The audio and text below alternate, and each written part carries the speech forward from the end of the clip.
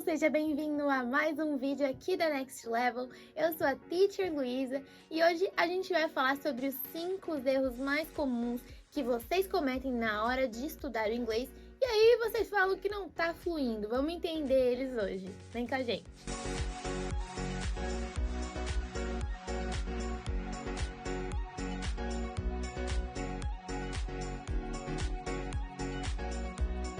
Bom, no processo de desenvolvimento de um idioma, quando a gente está ainda aprendendo a estrutura das frases, a gente está entendendo os tempos verbais, todas essas coisas, é muito importante que a gente estude a gramática, que a gente estude a pronúncia, a fala, a escuta, a escrita, a nossa leitura. Tem tantas coisas para a gente estudar e a gente ainda tem o nosso dia a dia, a nossa rotina. Então, muitas vezes quando a gente está no processo de desenvolvimento de um idioma, é difícil a gente encaixar os estudos na nossa rotina, a gente entender o que a gente precisa fazer, o que a gente precisa priorizar. Tem um monte de dica hoje na internet, faz isso, faz aquilo, a gente fica perdido. E hoje eu quero mostrar pra vocês o que vocês não deveriam estar focando, que muitas vezes vocês estão focando porque ouviram ou porque acharam que essa era a melhor maneira. E eu já queria começar falando sobre o fato dos alunos não estudarem todos os dias. Nossa, mas você está sendo uma maluca de achar que eu tenho tempo de estudar todos os dias. Bom, eu sempre falo para os meus alunos que eu entendo que a nossa rotina é corrida e eu entendo que muitas vezes não dá para você parar para estudar todos os dias. Eu não sou estudante de inglês hoje, apesar de eu sempre estar me atualizando, mas eu faço outros tipos de estudo, né? Eu tenho outros tipos de estudo. E eu costumo muito usar o meu tempo ocioso, ou seja, aquele tempo que eu não faço nada, aquele tempo que é perdido. Então, por exemplo, quando eu estou no carro, a caminho de algum lugar, se eu puder ouvir um podcast, no seu caso, em inglês, uma música e prestar atenção na letra em inglês, ou então ouvir o nosso Nextcast, que está disponível em todas as plataformas de áudio, de streaming. Então, assim, pega esse tempo ocioso de dirigir, tô esperando a minha dentista, falta 5 pessoas na minha frente, ou então eu tô no ponto de ônibus, estou dentro do ônibus indo pro meu trabalho. Esses são momentos que a gente poderia estar usando para estudar. Então, o fato de você não colocar isso na sua cabeça, não planejar um momento de estudo, seja ele um momento passivo ou ativo, que é aquele que você de fato senta, abre o livro, faz as atividades, ou então o passivo que você tá assistindo uma série que tá em inglês, com legenda em inglês, esse tipo de estudo é muito importante e ele precisa acontecer todo dia. Mescle, isso é muito importante. Faça o ativo, faça o passivo. Um dia você consegue estudar mais, outro dia você consegue estudar menos e tá tudo bem. O que importa é que você tenha isso na tua rotina sempre.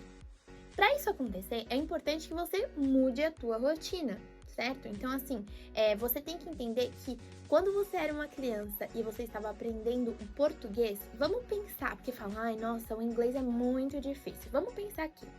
Você estudou português do prézinho, quando você começou ali com o abecedário, até os seus 17 anos no seu terceiro colegial. Se você ainda está nessa caminhada, você tem até os 17 para estudar o português. Isso, o básico, porque a gente não está falando de ninguém avançado que vai ensinar o português, né? Então, olha a quantidade de anos que você estudou o português e eu tenho certeza que não foi 1 hora por semana. Tenho certeza que na sua escola você estudava muito mais do que 1 hora por semana. Além disso, além da escola, antes mesmo de começar a estudar e até enquanto estudava, você leu livros em português, você ouvia músicas em português, você assistia programas em português, suas conversas com as pessoas na sua convivência eram em português. Então você foi muito estimulado no português e hoje você é fluente no português. Como é que você acha que você vai ser fluente no inglês estudando 1 hora por semana? Isso é impossível a gente ficar bom em qualquer coisa assim. Não dá pra gente ter uma intimidade com aquele assunto fazendo ou estudando 1 vez por semana, 1 hora por semana. Então você precisa de fato entender isso e colocar na tua rotina. Eu sou uma pessoa que precisa colocar no celular, assim, lembrete, despertador, tá sempre tocando um despertador no meu celular, porque eu preciso que ele me ajude a lembrar de que eu preciso parar naquele momento para estudar o que eu me comprometi. Então, por exemplo, veja o seu horário. Talvez você não tenha todos os dias o mesmo horário. Todos os dias às 7 da manhã não dá, porque tem algumas vezes que às 7 da manhã eu saio pra correr, saio pra ir à academia, saio porque eu tenho que sair antes pra ir pro trabalho. Então, pode ser que você tenha que ajustar. Então, às terças e quintas eu estudo de noite, e às quartas, segundas e sextas eu estudo de manhã. Mas marque aquele tempo na tua agenda. É importante que você marque pelo menos 20, 30 minutinhos por dia. Não tenho como marcar. Usa o tempo ocioso, que é aquele que a gente já conversou na primeira dica, né? Então, não deixe de acrescentar o inglês na tua rotina. E além disso, fora o tempo de estudo, é importante que você esteja inserido na bolha do inglês. Então, muda o seu celular para o idioma do inglês, muda a sua Alexa, muda o seu GPS para o inglês, assista filmes, séries em inglês. A gente consome muito conteúdo estrangeiro, né? Muito conteúdo americano, muito conteúdo europeu, e a gente sabe que muitos deles têm a língua inglesa, né? E é importante que você veja isso no original. Ai, por que se tem de português? Para você estar inserido, para você se acostumar com a pronúncia, com os fonemas, que eles têm o TH que a gente não tem, que é aquele, e muitos outros, assim como a gente tem o an, que é o tio, né? Eles não têm. Você já viu um gringo tentando falar mãe? Eles sempre falam my. Por quê? Porque é difícil, é um músculo que você tem que treinar para falar um fonema que você nunca falou antes. Então a gente também tem que fazer isso, tem que entender e entrar nessa bolha do inglês. Então coloque tudo que você puder no inglês.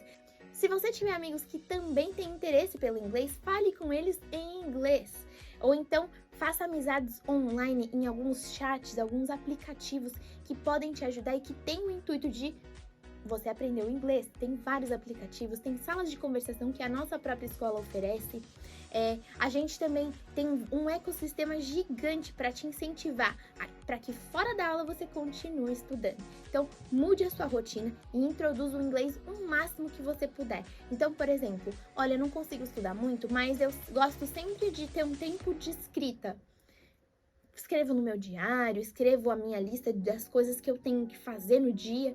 Faça isso em inglês, comece a colocar o inglês no seu dia a dia.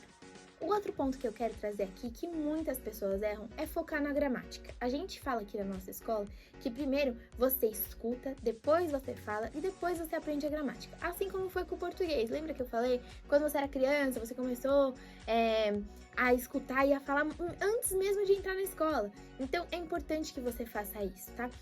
Se você está estudando numa escola ou não, comece pela escuta e pela fala. Não deixa a fala para depois, não deixa a gramática vir antes, porque o que mais a gente vê é gente que fala: olha, eu sei um pouquinho de inglês, mas o meu problema é para falar.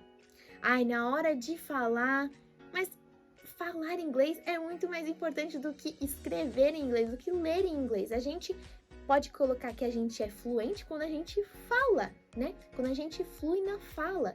Então é importante que você não deixe a parte principal de lado. Então você precisa estar escutando muito, porque conforme você escuta, você vai saber repetir. Foi assim que você aprendeu português. É assim que a gente aprende outras línguas, ouvindo e repetindo. Muito mais do que focando na gramática. Ah, então você está falando que eu não preciso estudar gramática?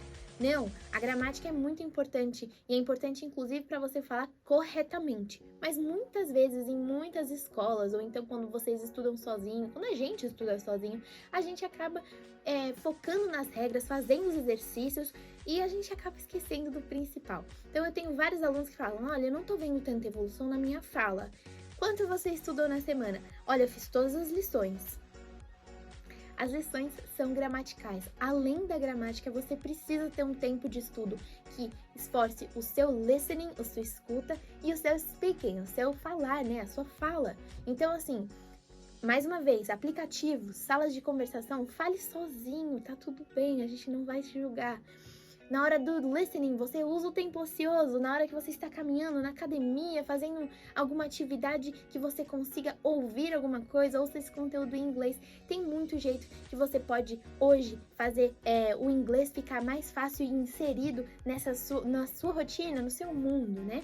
Outro ponto que eu quero falar é sobre as traduções literais. Então, a gente muitas vezes quer falar literalmente cada palavrinha que a gente falaria no português e a gente passa para o inglês. E isso não dá certo muitas vezes.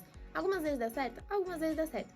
Mas a gente tem que entender que além da estrutura ser diferente, por exemplo, o verbo to be, vamos pegar aqui que a maioria conhece. No verbo to be, quando eu tô falando uma resposta, eu coloco assim, uma resposta não, uma frase afirmativa. Então, por exemplo, I am a teacher. I am a teacher. I am, sou a teacher, professora. Eu sou uma professora. Mas quando eu vou fazer essa pergunta, se vamos supor que eu esteja com uma crise de identidade, me esqueci, perdi a memória, e eu vou perguntar, eu sou uma professora? O que acontece? I am a teacher vira am I a teacher? Ele muda de lugar. Am I a teacher? E por que isso acontece? É a estrutura da gramática do inglês. O verbo auxiliar, ele vai para frente do sujeito ou para trás do sujeito, dependendo do tipo de frase que você quer falar, se é uma pergunta ou se é uma afirmativa. Então, a gente precisa entender que quando a gente traduz literalmente as coisas, a gente perde essas pequenas diferenças que existem na língua e que vão fazer você falar errado. Além da gramática, que essa parte é bem gramatical, você também pode perder muito quando você tenta traduzir literalmente e, por exemplo, não sabe expressões. Então vamos supor que você queira falar assim, pode tirar o seu cavalinho da chuva. Se você falar isso literalmente, se você até botar no Google isso, no Google Tradutor, pode tirar seu cavalinho da chuva, ele vai te dar a tradução literal. E se você falar isso pro americano, ele vai ficar... Que? Eu não entendi nada. Porque não faz sentido para ele. Essa não é a expressão que ele usa. Então, mais uma vez, não foque só na gramática, você precisa entender expressões, modos de falar, gírias também. Claro que você não precisa saber todas as gírias, mas você precisa saber de algumas coisas que estão atualmente sendo muito faladas, muito usadas na língua inglesa. Então, é importante que você saia dessa caixinha da gramática e procure, seja curioso, procure muita coisa. E a última coisa que eu quero falar é para você que tem o privilégio de ter um professor ou uma escola te acompanhando. Não é todo mundo que consegue, a gente entende as pessoas que preferem estudar sozinhas, mas nós sempre aconselhamos que tenha alguém te acompanhando. Se você puder, esse é o melhor dos mundos. E se você tiver essa pessoa, é importante que você conte com ela. Nós, na Next Level, como professores, estamos sempre disponíveis para os nossos alunos, mesmo que não seja a nossa hora de aula. A gente entende que ele pode ter uma dúvida, que ele pode ter uma dúvida sobre o exercício que a gente conversou em aula, ou então sobre uma coisa que ele viu na rua, e ele fala, nossa, eu não faço ideia, ou então, eu acho que isso quer dizer isso aqui, deixa eu perguntar para minha teacher.